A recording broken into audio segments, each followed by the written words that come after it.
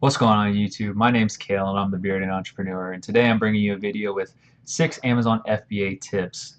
3 of these are going to be practical and 3 of these are going to be more mindset oriented, and I hope you enjoy it. These are mostly geared towards retail arbitrage because retail arbitrage is one of the easier methods to kind of get your feet wet and get an understanding of the Amazon FBA platform, and it just teaches you a lot in the very beginning. So as you watch this, like, subscribe, comment below if you like what you're seeing, let me know what I can do better, and let's get into it.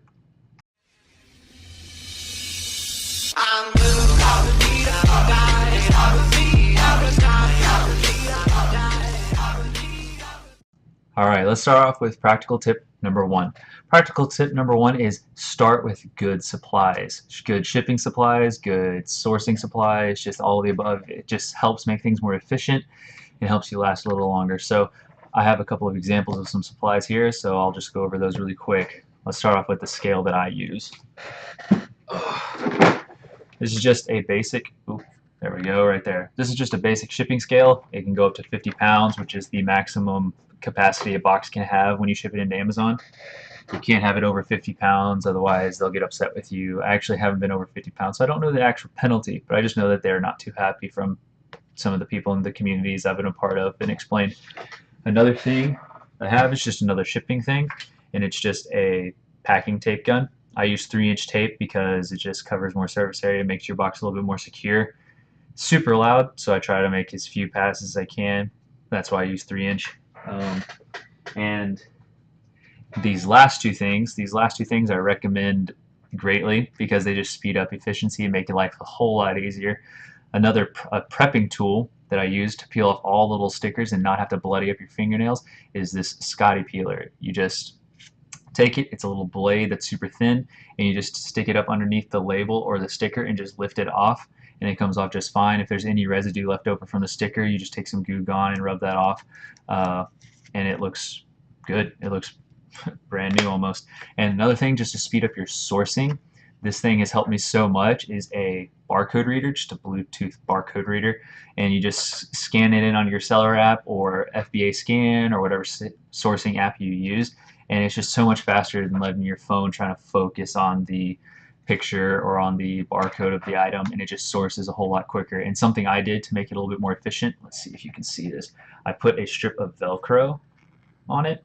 I put a strip of Velcro so I could just stick it to the back of my phone because I got a phone case, and I put the other half of the Velcro on my phone case, and I just strapped it to it, and I'd sit there and just like scan, check phone, move on, and it just made things a lot faster. I have a more complete list below in the description if you want to check it out. It's just some supplies I use, and it's super helpful to make things a lot more efficient.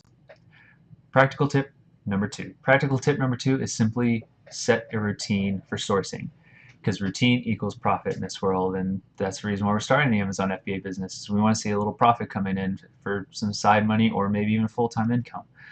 So research stores, research big box stores, research thrift stores, research any store, and try to plan a route and then plan a time in your week every single week to go sourcing, because you can tell yourself you want to source 2 hours this week, but you won't do it unless it's a set in stone plan that at Thursday 6:30 I'm going out for 2 hours and I'm going to source, and these are the stores I'm going to hit. I'm telling you, it'll make your life a lot easier if you just set a routine, set a schedule, and go do it. Alright, finally, practical number 3. Practical number 3 is if you buy a used item, test it. There is no sense in sending in a used item that has the potential of not working without testing it, because you're already selling it used. You might as well open it up, make sure it's working properly and functioning the way it should. Because if you send it off as used and someone buys it and it doesn't work at all, it just puts a mark on your seller's account and has the potential of banning you, and that just renders you from not being able to make any money with Amazon FBA, and it's just not worth the risk. I consider anything from a thrift store, garage sale, from an app like OfferUp or Craigslist or anything like that as used, and anything with it has a valid receipt like Target, Walmart, JCPenney, Kmart, Toys R Us, anything like that, those I consider new sources unless the packaging is like really beat up from shelfware and whatnot. So just make sure you know what you're listing it as, whether it's new or used. And if your listing is used, make sure to test it. And if it's new, make sure you have a way to prove that it's new and that it looks very new, because shelfware can actually make something used quality, and Amazon will dock you for it if you don't watch out. So make sure to test your stuff before sending it in. Now, let's head into mindsets. And we'll start off with mindset number 1. Mindset number one tip is simply just understand that you are going to fail. You're going to fail at times, even after doing all the research, after watching all of the YouTube videos, even after taking courses, you will still fail. You will still come across items that you think are knockout of the park, home runs that are going to sell like crazy, and you're either going to get there, they're either going to be patented and you're going to get an IP infringement, or they're going to be just duds and they're just not going to sell as fast as you thought because they were seasonal or something. So just don't be afraid. Step out. You're going to fail sometimes. Pick yourself up, learn from the experience, move on. Don't let it keep you down, and just keep on going. Keep hustling, because you're going to fail, and failure is the greatest learning experience you can ever have. Mindset tip number two. Mindset tip number two is simply that this is going to take work. Of course, making money takes work, right? So don't think you're going to be getting rich quick overnight and whatnot. That is possible. There are definitely some people out there. You can see YouTube videos about them. You can see success posts about them on Facebook groups. That some people, they'll do this thing for a month and they'll make $2,000 profit in that 1 month, which is totally doable, totally possible. But that's just not the majority of us. The majority of us have to grind our way up, have to learn the ropes, and just kind of like learn from messing up. Like me, my first month I sold probably $230 worth of merchandise on Amazon. My second month probably 800. Then my third month I sold 15, and then my fourth month I just capped out at like 2,300. And that's not all profit. That's just sales. My profit was not that at all, but like that's just like what my sales were, and it was just a slow grind. I'm hoping this month that I can either match that or exceed it by a little bit, because I'm trying to learn private label right now, so I know it's going to slow down a little bit.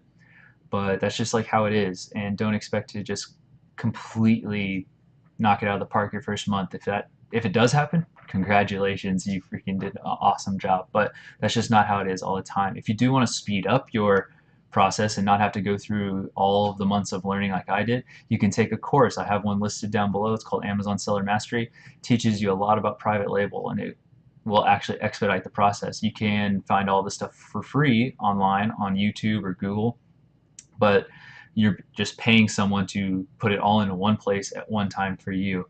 And I think my biggest encouragement to how it's going to take a while is just enjoy the process and document.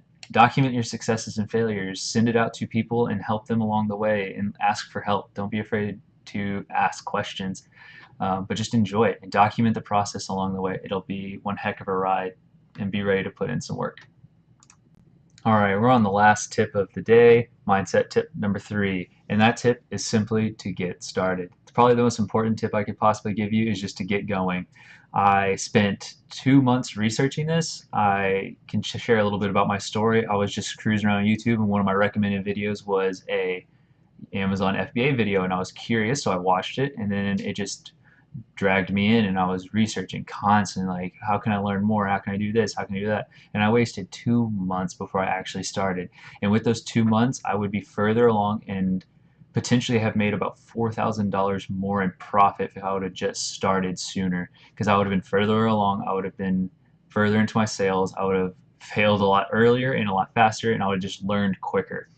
So don't feel like you have to know everything. I recommend you just get started, because that's the best experience, is just doing it. So if that's what's holding you back, if you're nervous, you feel like you have to know everything, I can promise you, you never will. You will always come across something new that happens, or Amazon will change something up just when you thought you had it all down. So just jump in, learn by learn by fire, trial by fire, just go after it and see where you land. With that, I thank y'all so much for watching this video. Thank y'all so much for taking the time out of your day.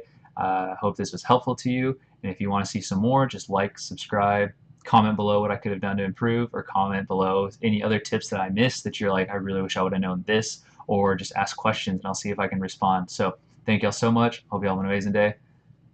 Later.